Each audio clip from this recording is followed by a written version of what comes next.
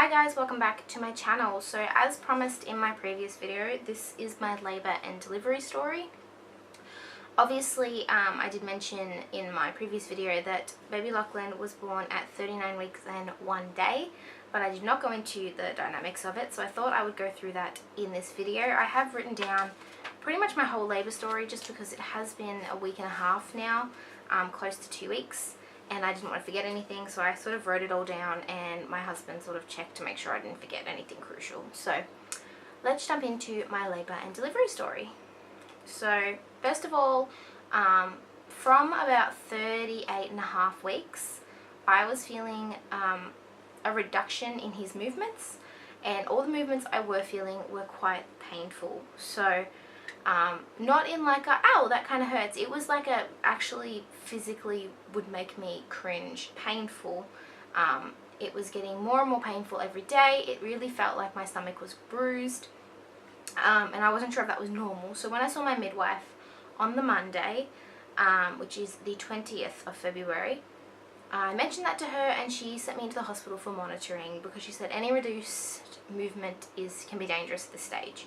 So we went in, I got put up on the CTG machine, which is where they measure baby's movements, and everything looked great. But they said they wanted to do a scan, just to make sure everything looked okay. And when I went into the scan, I knew there was something not right because the technician, or the midwife who was doing my scan, sort of had a worried look on her face. And she asked me when I had my last scan, which I said was about 3 weeks ago, and she checked the results from that scan and compared them to this one and found that the fluid level inside had gone from over 15 to just over 5. And for a bit of a reference point, when you reach 5, I think it's units, they will induce you straight away. It's actually dangerous. So somehow I had sprung what they think was a leak. They did test me for amniotic fluid to see if I was leaking, and I did come back negative, but they said what can normally happen is that I can get a tear quite high and that it will actually heal itself, but have leaked quite a lot. And because I was past 37 weeks, those fluids were not replenishing. So that was why I was feeling so much movement and it was so painful. So they decided then and there that they were going to induce me that night. So I got sent to the ward. I obviously notified my husband, bit of a surprise, and the doctors decided they'd do a check to see if I was dilated at all, because if I wasn't dilated they were going to insert a balloon to help dilate my cervix. So they did check me, and I was already 2 centimeters dilated, and they said, okay, well, we don't need to do the balloon, so you can go home and come back at 8 o'clock and meet your midwife, because I am a caseload midwife, so I have my own midwife, at 8 o'clock tomorrow morning, and we will break your waters. So off we went home, oblivious, expecting to get a fairly good night's sleep, or as good as you can when you're 9 months pregnant, and come back the next day to have my waters broken. So, well, that didn't go down as planned. He decided that nope, he was coming out on his own. So at 12:15 that morning, I got sent home, by the way, at about 6 or 7 o'clock. So 12:15 that morning, I got what I now know was my first contraction. And I sort of suspected it at the time. It was a very strong pain. I'd just gone to the bathroom, I was walking back, and I had to stop what I was doing, stop walking. And a lot of people describe it as a strong menstrual cramp. I wouldn't describe it as that. It didn't feel like a menstrual cramp to me, and I had pretty severe cramping because I had the endometriosis. It literally felt like someone was pushing down, like a downward pulling sensation and an inwards pushing sensation. Like it literally felt like a contraction, I suppose. It felt like something was pulling from my back around to my front and then pushing it down. So it's sort of like a really stretched feeling. And so then 20 minutes later, I got another one, exactly the same. And then 15 minutes later, and then 13 minutes, and then 10 minutes, and then 7 minutes. So generally with contractions, I think you're supposed to get them sort of for 15 minutes for an hour or two, and then maybe 10 minutes, and then, you know, they get closer and closer together. Mine just kept getting closer together. Every contraction was closer together. I got down to about 7 minutes and decided that it was time to wake up my husband. And I woke him up and I said, I'm in labour. This is definitely labour. And I rang the ward at the hospital because I was supposed to be induced that day and they wanted to monitor the baby. So I wasn't sure whether they wanted me to keep labouring at home or come in, especially since my contractions were now 5 to 6 minutes apart. So I rang the ward and they said, no, come in, we'll check you out. So I packed up all my stuff and we got in the car to go to the hospital. So we got to the hospital about 2:15, and by this stage I'd been having almost an hour of less than 5 minutes apart contractions, and they were getting stronger. So through all the kerfuffle of going through emergency and all the way up to the ward, they messed around quite a bit and put a drip in because they were worried about my heart rate. They put a monitor on baby and continued on. So it took them ages to actually check me. They kept getting sidetracked and distracted, and my pain kept getting worse and worse. And so for me, the way to feel better was to move around. And so they kept getting me to lay down, and I did not want to lay down. I wanted to move around. So they eventually did check me because I was in quite a lot of pain. The contractions were getting close together. They were probably about 2 to 3 minutes apart at this stage, and they were quite intense.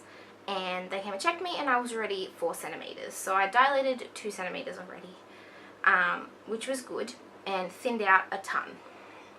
So they called the on-call caseload midwife because my midwife was off until she was coming into the hospital, and we waited. So I asked for some pain relief. They had no gas and air on the ward that I was on. They had used all the machines, and so I had to ask for some pethidine, which never came. I asked, and the nurse said, yep, I'll get you some, and she never came back. So at about 5 a.m, the caseload midwife arrived, and I could go down to labour and delivery because I wasn't allowed to go down without her because it's a different scenario than just a normal ward. So she arrived, and by this point I was in a sort of squatting position, swaying back and forward through my contractions, and they checked me I think about 3 a.m. So they hadn't checked me since, and so she's like, all right, let's go down to labour and delivery. So off we went to labour and delivery. So we got there, and the first thing we did was get in the shower. So she said, this can help with the pain, let's hop in the shower, and we did. And so my husband had 2 shower heads and was pointing them, one on my back and one on my front, and that was really helping. The warm water actually really did make a difference. I mean, the pain was still there, but it was just relaxing. But the issue was that we kept losing baby's monitoring because of the water in the shower.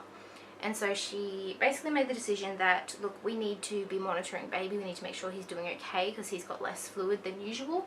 We're going to break your waters and attach a monitor to him directly. So laid down to do that, and she did that, and my contractions just went through the roof. Like, they were bad before and they just went crazy. They were probably about a minute apart.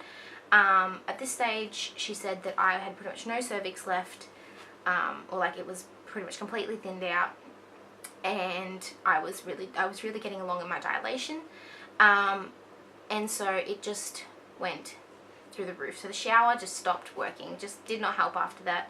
Went in for about 10 minutes and nothing. So I said, I want the epidural.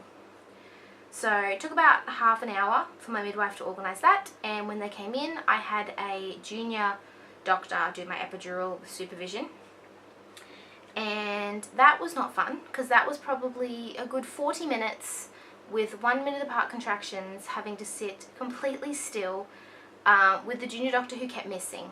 So I, wasn't told she was a junior until sort of, I realised about halfway through, to be honest, when she had someone guiding her. But yeah, it was intense. It was really hard. I had to keep telling them when I was getting a contraction, they had to keep pausing. And when you're in so much pain and you're getting told, oops, that's a bone, oops, that's bone, it was just getting a lot for me.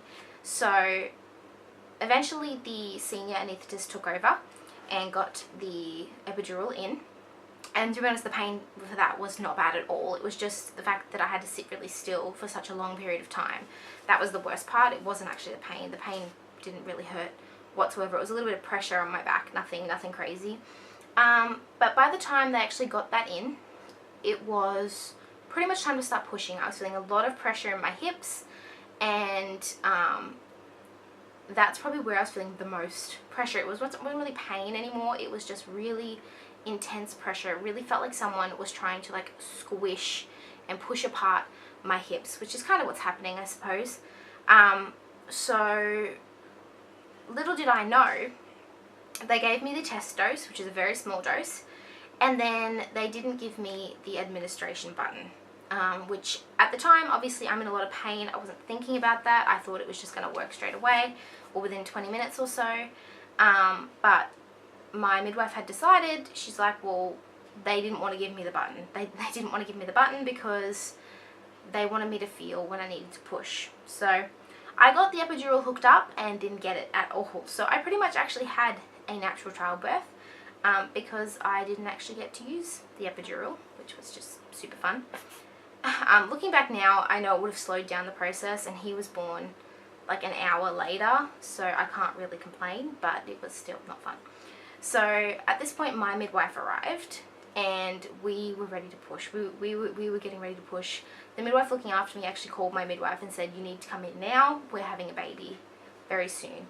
So she came in and we pretty much started pushing. So basically how it goes is you feel a lot of pressure in your hips. To me it was my hips, which, you know, I'm not gonna lie, I was in so much agony and pain. I was crying, I was yelling, it was so painful, and basically my midwife said, you need to focus, you need to stop yelling and crying, and every time you get this pressure, I need you to take a deep breath in and push for as long as possible, and then take a little breath and then push again for as long as possible. So I had pretty long contractions. I was able to get in 4 sets of pushes or so per contraction, and they were intense, but the pushing did help, I will say that. And then just over an hour later, Lachlan was born at 9:10 in the morning. So that was pretty crazy. I mean, he was born at, like I said in my previous video, 6 pounds 12 ounces, give or take, or 3.1 kilos. He was 52.5 centimeters long, and he was born on the 21st of February. The first thing they did was, obviously when he came out, they put him completely on my chest for skin to skin, and we cuddled, and they sort of cleaned him off a little bit, and they waited for his cord to stop pulsating before they clamped it.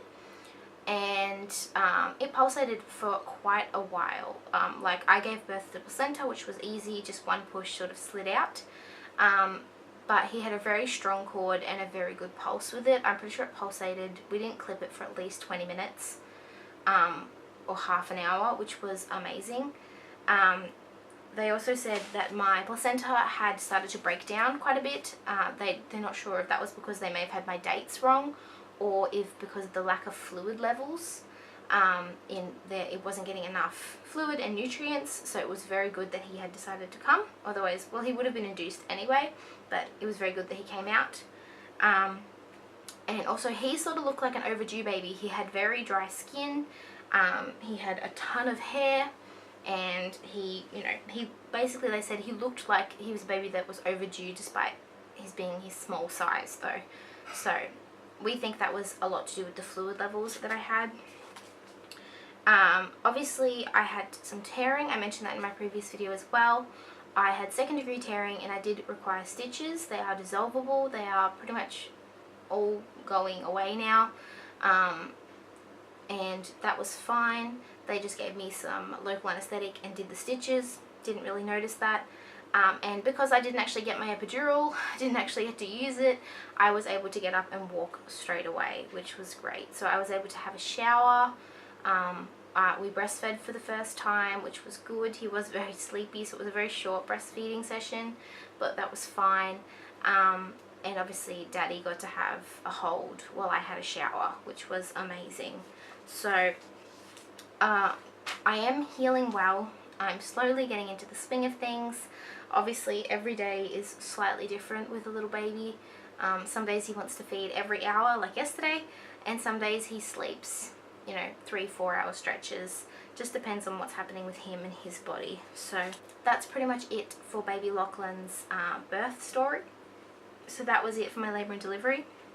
I have to say I had a really good labour and delivery. I can't complain too much. I mean, it was absolutely crazy intense, but it went so quickly, and I'm sure if I have another baby it will go even quicker.